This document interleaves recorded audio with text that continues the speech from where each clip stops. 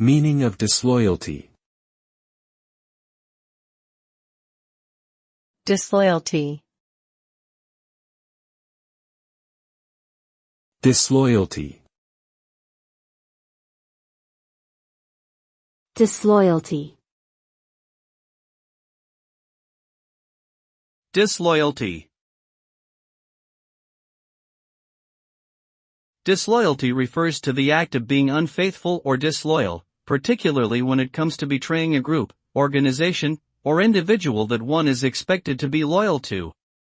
This can take many forms, such as sharing confidential information, breaking promises, or going against established norms or rules.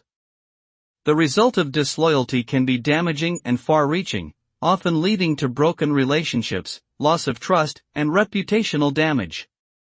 In more extreme cases, disloyalty can even result in legal consequences such as lawsuits or criminal charges.